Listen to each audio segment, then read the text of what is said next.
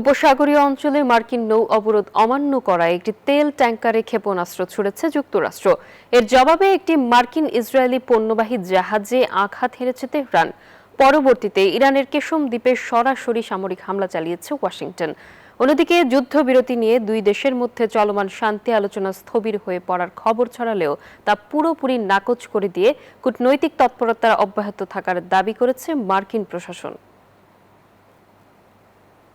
নিজেদের নৌ অবরোধ কার্যকর করতে বোতসোয়ানার পতাকাবাহী একটি বাণিজ্যিক তেল ট্যাংকারে হেলফায়ার মিসাইল নিক্ষেপ করেছে মার্কিন বাহিনী। যুক্তরাষ্ট্রের দাবি, ট্যাংকারটি বারবার সতর্কতা উপেক্ষা করে ইরানের দিকে যাচ্ছিল, তাই আন্তর্জাতিক জলসীমায় বিমান থেকে হামলা চালিয়ে এর ইঞ্জিন রুম অচল করে দেওয়া হয়।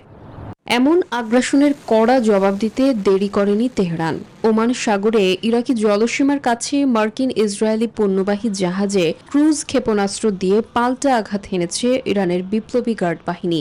পাল্টাপাল্টি এই উত্তেজনার মধ্যেই বাহরাইন এবং কুয়েত লক্ষ্য করে ড্রোন ও মিসাইল ছোড়ে ইরান। এসব হামলা প্রতিহত করার পর আত্মরক্ষার কথা বলে সরাসরি ইরানের মূল ভূখণ্ড কেশম দ্বীপে বিমান হামলা চালায় যুক্তরাষ্ট্র।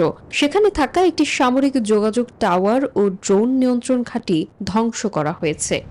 বসুন্ধরা টিস্যু, অশুদ্ধতার বিরুদ্ধে এক বিন্দুও ছাড় নয়।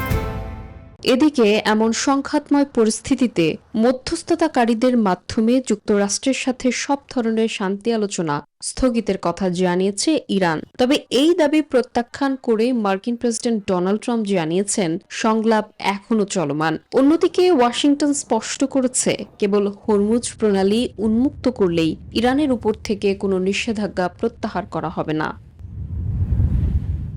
Desk report, news 24।